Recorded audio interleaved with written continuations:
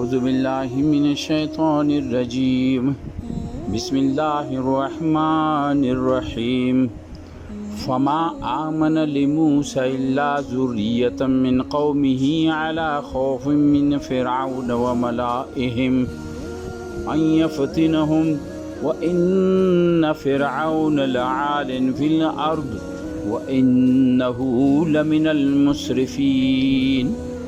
وقال موسى يا قوم إن كنتم آمنتم بالله فعليه توكلوا إن كنتم مسلمين فقالوا على الله توكلنا ربنا لا تجعلنا فتنة للقوم الظالمين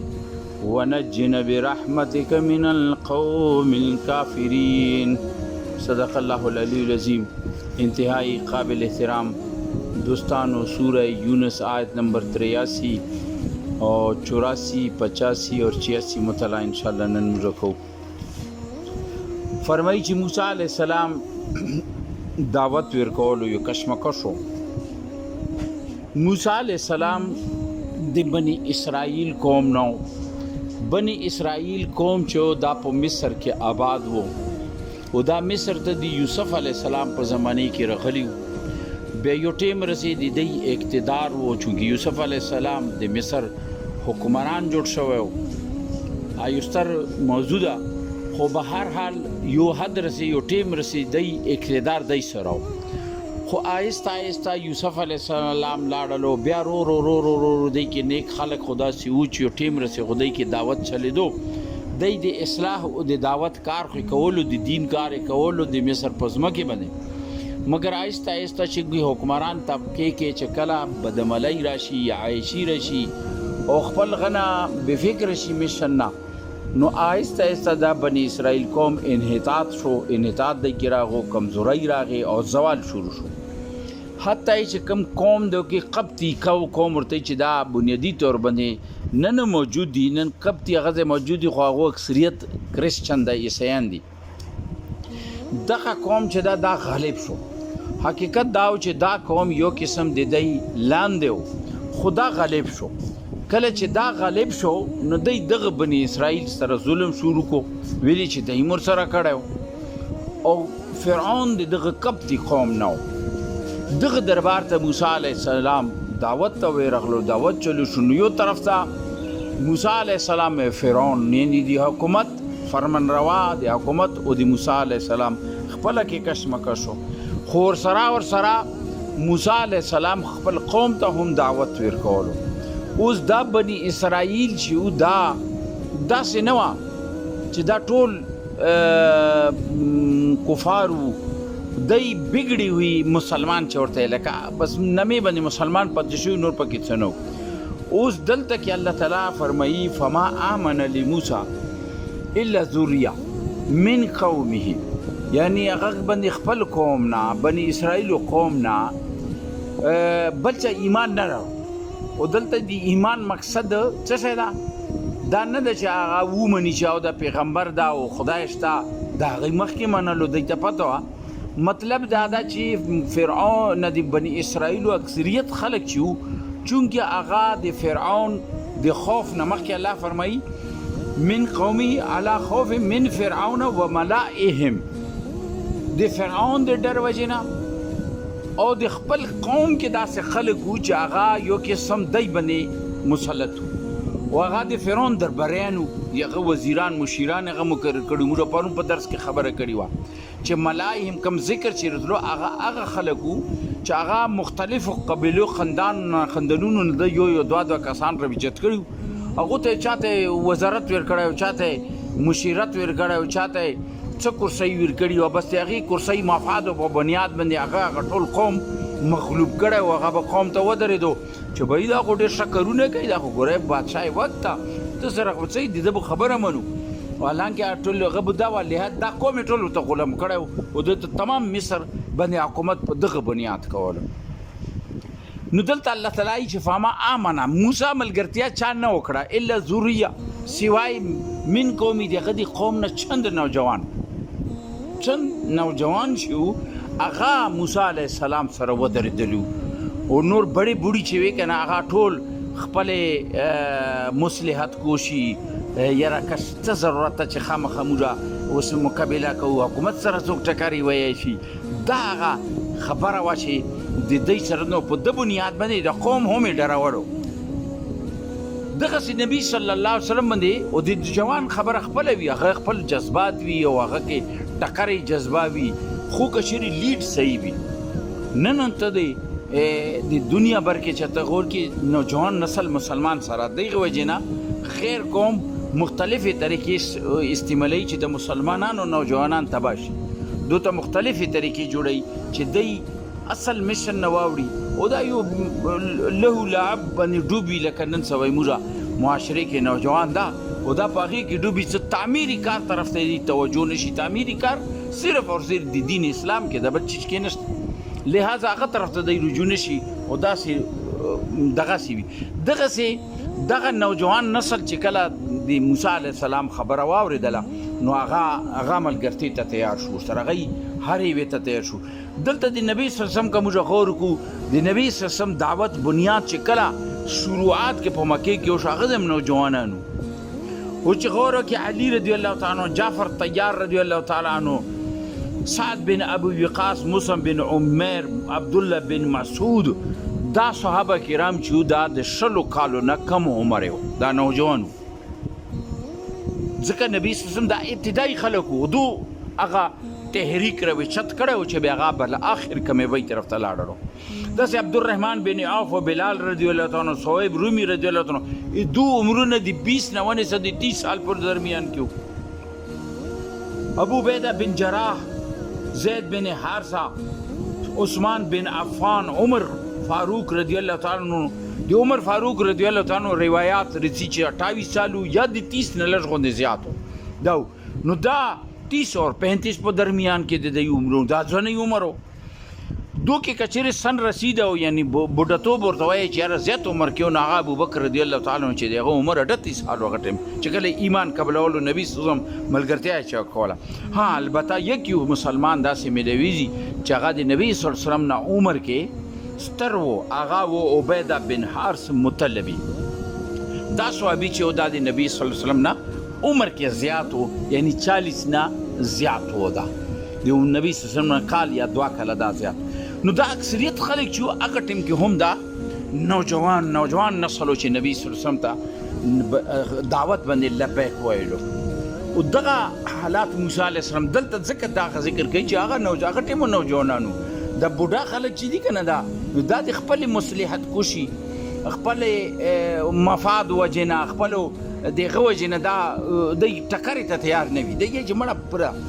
نو دی وجنه دلته الله تعالی چې په موسی سره هم خپل قوم نه صرف نوجوان نسل راووتو او هغه سره ملګرتیا وکړه او د بګیچو هغه نه وکړه چې الله خوف من فرعون و ملائم یو خو د فرعون خوف او د چې فرعون بادشاہ وکړو گرفتاری کولې هغه بو سزاګانې به ور کولې او د دې معلومات په چا ورته وسولو او ملائهم د بنی اسرائیل په قوم کې داسې مشران و چې هغه پټه پناه درباریانو د فرعون ته به خبر جنن پلنکای خلک پلنکای چې د موسی علیه السلام سره ملاقات وکړو یعنی د خپل قوم کې غدران پیدا شوي ورسره خپل قوم کې د خپل قوم ول خلک شو دا لکه قارون چې او همان بری کې رځي چې دا خو د موسی علیه السلام د رشتہ داري کې راتللو یعنی دا د سینیئر وزیر وو د فرعون او قارون چې دا د یو منسټري غیر لرلو رتبه لرله دا د بنی اسرائیل نو دغه بنی اسرائیل قوم هغه سره ملګرتیا کوله خو دې باوجود بنی اسرائیل قوم باندې فرعون ظلمونه کولو یاره چې دوی دا راوچت نشي خپل حکومت بیا لاس کې وانه او دغه وجنه دا یو غیچول لہذا موسی علیه السلام مشن دوی نکتې وي یو خدا و چې فرعون ته د دعوت ورکړي چې هغه رضی شي پرون موږ درس کې دا خبره کړې وه چې سوره ذاریات کې یو هغه کې دغه الله تعالی د دې ذکر کړی ده چې سوره نازعات کې اذهب الى فرعون انه طغى چې لاړ شه فرعون ته هغه سرکشي اختیار کړې ده سرکشي اختیار کړي نو هغه ته هدایت کې شي میلاو شي کېدای شي ومني خبره دویمه نکته د موسی علیه السلام دا وه چې بني اسرائیل قوم ته راوباسه دی کې ایمان خو دا مسلمانانو یو خدای نه خپل غیر شوی او که به څه نه څه وو هغه د خوف وجې نه دباو کړي ډرېدلو دي فرعون نه نو چې دا وځي نو دی نه به خوف لري شي او دی میشن و چونکې دی په ذمه یو میشن ده چې روی زمین کې اقامت دین کار وکړي د دین غلبه جدوجہد وکړي دا هغه میشن و چې دی ته ورکړل شو نو ته لاړ شه دا راوباسه د ده نه دا د موسی علیه السلام د میشن دویمه حصه وه بعضې یایي چې صرف بني اسرائیل قوم یې بچ کولو داسې نه وه فرعون خو چې فرعون انکار وکړو آخر حد پورا شو آخرکار فرعون دې ته تیار شو چې اوس موسی زه ختم کوم نو موسی علیه السلام هغه قوم ځان سره ویستو هغه یو بل موضوع دی چې ویستلو نو لحاظه دا کشمکش یو ټیم رسي موسی فرعون په مصر کې کړی نو دلته الله یې چې الله خوف من فرعون یو خو د فرعون خوف و ملایم او خپل قوم کې چې کوم مشرانو هغه د فرعون مخبر وو یعنی هغه ته به اطلاع ورکړي غدرانو چې هغه سره میلاو شوي وو هغه نه به فایدې خستې هغه نه به ټیکې خستې لکه نن زمانې کې وایي او ټیکې مې کې خپل قوم یې ورته سملولی دا هغه خلک وو او په څه بنیاد ان یفتنهم چې یاره خامخا موږ باندې به عذاب راشي موږ ویلې فرعون سره ټکار وکړو تاسو نورو ته ویلو او شابه خروج شو بس ټیک ده کنه یاره بس صحیح ده او که وي خو تاسو مونځ او داس کوو بس صحیح ده کنه دا د اسلام دغه امر تقاضا کوي چې بس 15 وخت مونځ کوه او تهجد ماجد سره کوه قرآن تلاوت کوه یو واسه براري کې بس ټیک شه کنه نور کوه چې څه کوي ته کوم نظام ملګرتیا کوي یا کوم نظام ته ځان باندې لوګه کوي یا نظام کوم جریده په کې هغه کې دغه نظام باندې خپل طور طریقې استعمالي هیڅ مسله نشته دی ولی چې ته مکلف نه دی نو دا خبره و چې سردارانو به غلطي کوله او خپل و ان فرعون لعال فی الارض دلته کې لای چې ویلی فرعون سره دا ټکر ضروری و ځکه چې فرعون ځمکې کې غلبه حاصله کړې وه غالب هغه چې زه غالب زه خدای یم د مصر داسې ما آرډر چلیږي ته چې موسی کومه خبره کوي د مطلب خدا شو چې به آرډر به ما نه وي به زه تا نه پوښتنه کوم چې د الله سره ذات دی خو به ما امام مرضي خو به ختم شه دا هغه شاید مسلمان خو دغې دی چې ته که مسلمان یې که لاندې او که پاسې که غلمیري که غریب یې که عام سړی که جرنیل که وزیري ته مسلمان یې نو به د الله غلام یې به الله نه ته پوښتنې کوي چې دا قوانین زه څرنګه استعمال کوم څنګه کوم خو فرعون دې ته تیار نه و نو دلته الله یایي چې وان فرعون لعال فی الارض فرعون په ځمکې کې غلبه حاصله کړي و دې وجې نه دوی نه ډرېدو خلک هم ونه ډرېدو وانه لمن المسرفین او دا چې دا خپل حد کې ولنه و د حد کرس کړی خپل حد یې کرس کړی نو دې وجې نه دلته د هغو تذکره ده دغسې د هغه کې ذکر چې دی دغه د قوم چې د قوم څه حالات و دا قوم یې چې کله چې مقابله وشه د دې بایبل کې د دې تذکره ده چې هغه قوم چې دا راووتو نو موسی او هارون ته ملاو شو نو هغوی ته ویلو یاره خو ټیک ټاک خپل منځونه او دسونه مو کولو بایبل کې چې کوم هغې مقصد دغه راوځي ته خامخا راغی تاسو یو نوی کیساره ته جوړه کړه اوس صحیح د فایدې مو وی خپلې او فرعون رانه راضي و الله مو راضي کولو دا تاسو څه خبره راواخیستله او خامخا تاسو فرعون لاس کې چاړه ورکا به موږ په ګلې کې دي دلته چې کله ټکره وچاته شکله چې بني اسرائیل قوم نه آواز وچات شو چې هغه چند نه دغه خلک چند نوجوانانو چې موسی علیه السلام ملګرتۍ ته تیار شو ډړک سره چې موږ دې در سره یو لہذا دا خبرې چې نو فرعون څه وکړو چې سختۍ شروع کړي په بني اسرائیل قوم باندې په دغه کې بایبل دا تذکره کوي چې یاره کله چې دا راووتو نو هغه دغه سرداران چې کومه تذکره وسوشه دا موسی علیه السلام او هارون علیه السلام لرې کې ولاړو نو هغو ته یې چې موږ تاسو عجیبه کار وکړو هغه ته خو مو چاړه لاس کې ویر کوه اوس څنګه موږ للی دی ځکه چې ته موږ قوم نه تا کو هغه چات کو ته د قوم تذکره کوي او یو بل ځای کې یایي چې تا موږ سره داسې کار وکړو لکه چرواها وي که نه چې هغه خپل مال سره او